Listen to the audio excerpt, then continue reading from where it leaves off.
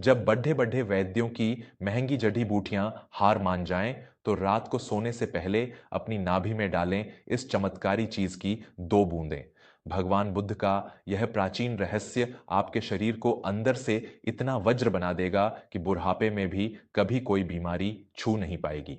नमस्कार, मैं विवेक वर्मा, जिसे आप SI वर्मा के नाम से भी जानते हैं, आज वर्मा स्टोरीज के इस मंच पर आपके लिए एक ऐसी कहानी लेकर आया हूं जो हमारे शरीर के उस हिस्से के बारे में है जिसे हम जन्म के बाद सबसे ज्यादा नजरअंदाज कर देते हैं। इंसान जब बीमार पड़ी बेचता है तो वह अपने शरीर के बाहरी हिस्सों पर लेप लगाता है, तरह तरह की महंगी औषधियां खाता है, लेकिन वह यह भूल जाता है कि उसके शरीर का एक ऐसा केंद्र भी है जहां से उसके जीवन की शुरुआत हुई थी। आज की आधुनिक दुनिया में हम रोगों को जड़ी से मिटाने के बजाय केवल उनके पत्तों को सींच रहे हैं। आज की कहानी राजगृह नगर के एक अत्यंत शूरवीर लेकिन बीमारियों से लाचार हो चुके सेना नायक दामोदर और उनकी धर्मपत्नी वसुधा की है। यह कहानी आपको भगवान गौतम बुद्ध के उस रहस्यमयी और प्राचीन ज्ञान की ओर ले जाएगी जो बताएगा कि कैसे केवल नाभि में तेल की 2 बूंदें आपके पूरे शरीर की काया पलट कर सकती हैं। राजगृह नगर में दामोदर का नाम बहुत सम्मान से लिया जाता था। वे अपने समय के एक बहुत ही पराक्रमी सेनानायक थे। उनकी तलवार की चमक से दुश्मन खौफ खाते थे। लेकिन समय का पहिया जब घूमता है तो बद्धे बद्धे शूरवीरों का शरीर भी कमजोर पड़ जाता है। 60 वर्ष की आयु पार करते करते दामोदर का वह फौलादी शरीर अचानक बीमारियों का घर बन गया। उनके शरीर के भीतर जैसे सारा रस और नमी सूख गई थी। उनके होंठ हमेशा फटे रहते और उनमें से खून रिसता रहता। उनकी आंखों की रोशनी इतनी कमजोर हो गई थी कि उन्हें दिन के उजाले में भी धुंधला दिखाई देता था। सबसे बड़ी पीड़ा उनके घुटनों और जोड़ों के दर्द की थी। जो दामोदर कभी मीलों तक घुड्डे की सवारी करते थे, आज वे अपनी खाट से उठने के लिए भी मोहताज हो गए थे। उनका पाचन तंत्र पूरी तरह बिगड़ चुका था और पेट की जलन उन्हें रातों को सोने नहीं देती थी। उनकी धर्मपत्नी वसुधा दिन रात उनकी सेवा में लगी रहती। उनका इकलौता पुत्र कीर्तिमान एक बहुत ही सफल व्यापारी था। अपने पिता की इस लाचारी को देखकर कीर्तिमान ने पानी की तरह पैसा बहाया। उसने दूर दूर के राज्यों से नामी वैद्यों को बुलवाया। एक दिन कीर्तिमान एक बहुत बड्ढे वैद्य को लेकर आया। वैद्य ने कई तरह की जड्डी बूटियों का चूर्ण दामोदर को खिलाया और उनके जोड़ों पर एक महंगा लेप लगाया। दामोदर ने गहरी पीड़ा के साथ कराहते हुए कहा, वैद्य जी, आप मेरे शरीर पर ये जो लेप लगा रहे हैं, ये केवल कुछ पल के लिए मेरी त्वचा को ठंडक देते हैं, लेकिन मेरे शरीर के भीतर जो आग जल रही है, मेरी हड्डियों के बीच जो सूखापन आ गया है, वो मुझे अंदर ही अंदर खा रहा है। मुझे ऐसा लगता है जैसे किसी पुराने और विशाल पेड़ की जड़ें सूख गई हों और आप उसकी सूखी टहनियों पर पानी छिड़क रहे हों। वैद्य ने सिर झुका लिया और कीर्तिमान से धीरे से बोला, पुत्र, तुम्हारे पिता का शरीर अब अंदर से जीर्ण हो चुका है। इनकी नादियां सूख गई हैं। अब किसी औषधि का इन पर कोई विशेष प्रभाव नहीं होगा। तुम्हें अब ईश्वर से ही चमत्कार की आस करनी चाहिए। यह सुनकर वसुधा फूट फूट कर रोने लगी। दामोदर ने अपनी पत्नी के आंसू देखे और उनका शूरवीर हृदय भी टूट गया। उन्होंने सोच लिया था कि अब उनकी मृत्यु ही इस पीड़ा का एकमात्र उपाय है। दोस्तों, क्या आपने भी अपने घर में अपने माता पिता या किसी बद्धे बुजुर्ग को इस तरह बीमारियों से तड़पते देखा है?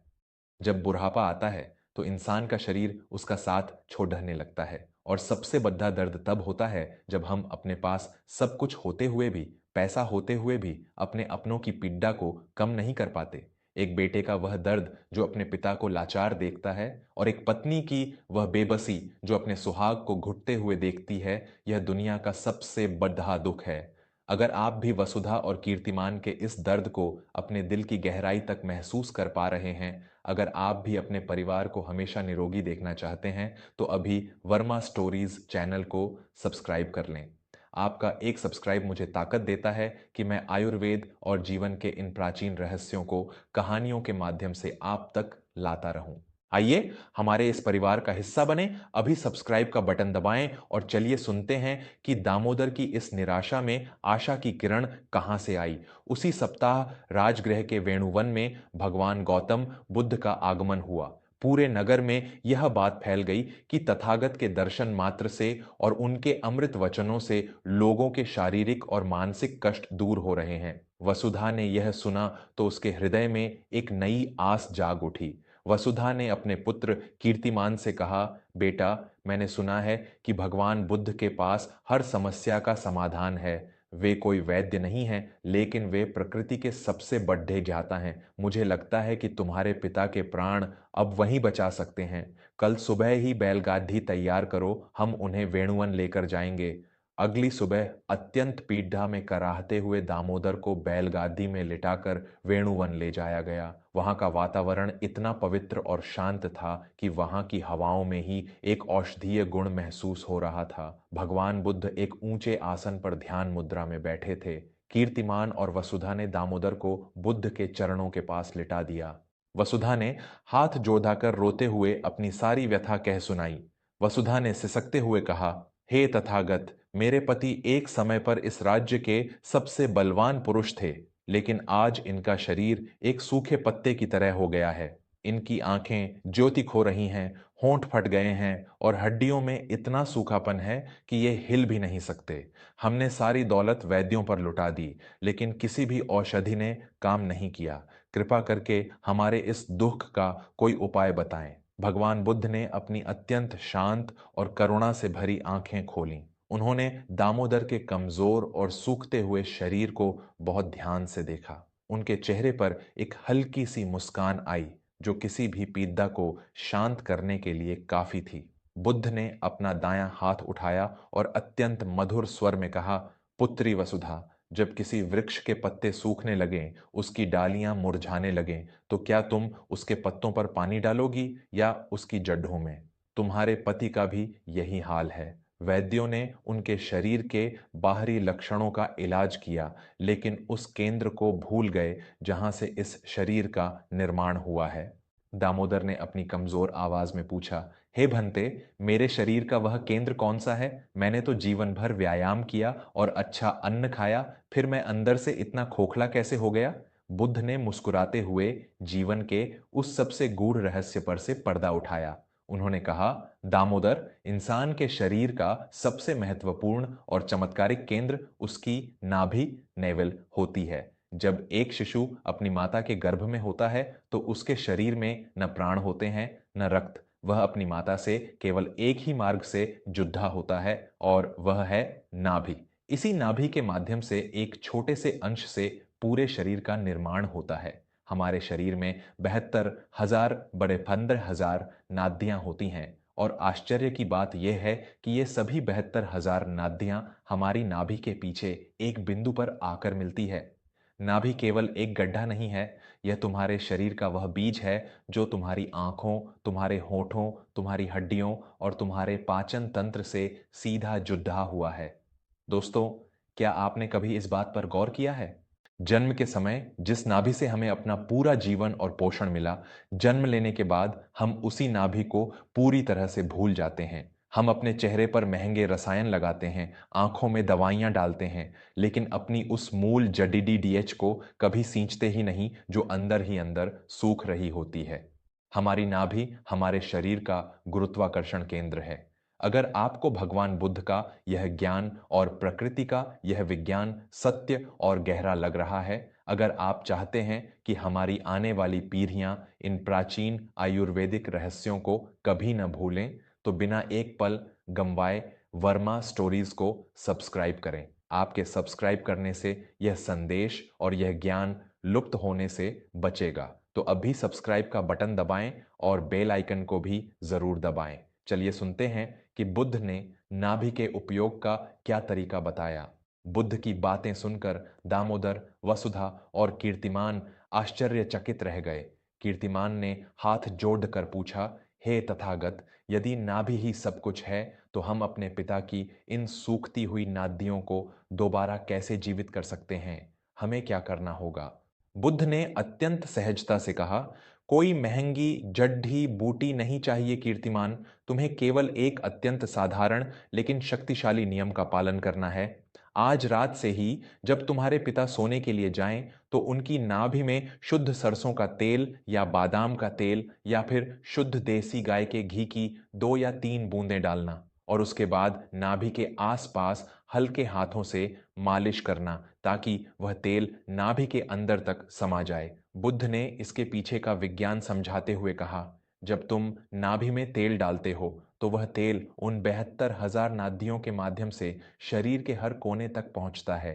दामोदर के जो होंठ फट रहे हैं, नाभि में तेल जाते ही नादियां उस नमी को होंठों तक पहुंचाएंगी और वे मुलायम हो जाएंगे। आंखों की जो रोशनी कम हो रही है, नाभि की सूखी नसें जब तेल पिएंगी तो दृष्टि में फिर से चमक लौट आएगी। तुम्हारे पिता के जोड़ों में जो पीढ़ा है वह वात, हवा के बढ़ने और चिकनाहट खत्म होने के कारण है। नाभि के रास्ते गया हुआ यह तेल शरीर के हर जोड़ में जाकर उस चिकनाहट को वापस लाएगा और पेट की जठराग्नि को शांत करके पाचन को मजबूत करेगा।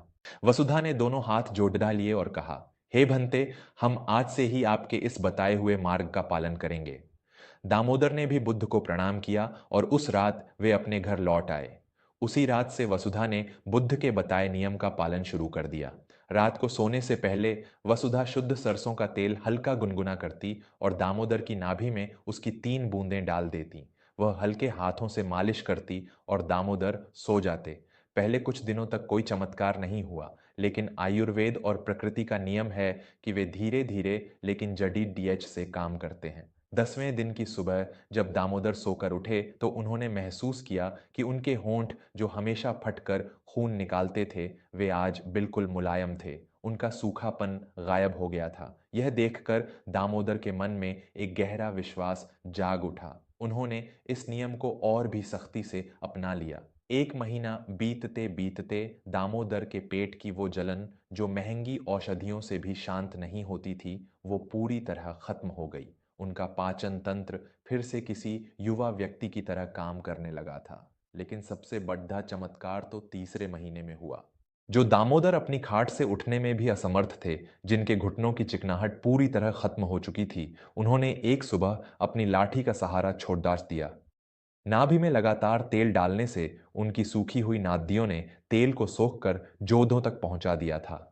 एक दिन जब कीर्तिमान व्यापार से घर लौटा तो उसने देखा कि उसके पिता दामोदर घर के आंगन में बिना किसी सहारे के सीधे खड़े हैं और उनकी आंखों में वही पुरानी चमक लौट आई है जो उनके सेनानायक होने के समय थी।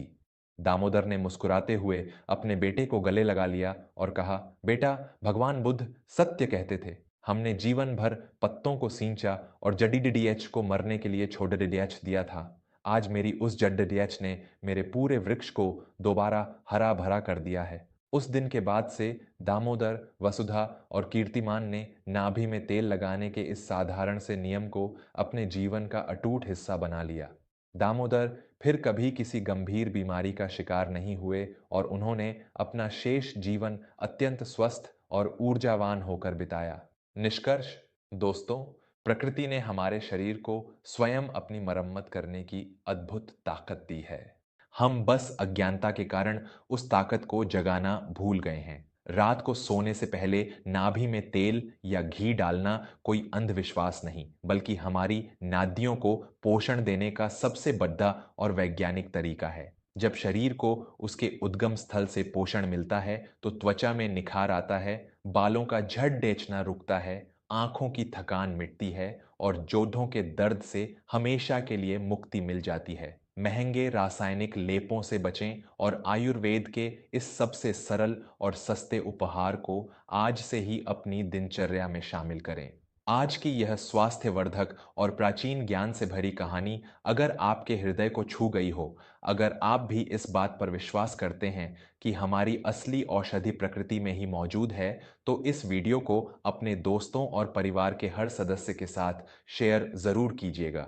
क्या पता आपका एक शेयर किसी वृद्ध माता पिता के घुटनों का दर्द हमेशा के लिए खत्म कर दे। और अंत में मैं विवेक वर्मा आपसे एक बार फिर हाथ जोड़कर निवेदन करता हूं कि जीवन की ऐसी ही सच्ची, गहरी और उपयोगी सीख पाने के लिए वर्मा स्टोरीज को अभी सब्सक्राइब करें। आपका जुड़ाव ही मेरी सबसे बड़ी ताकत है।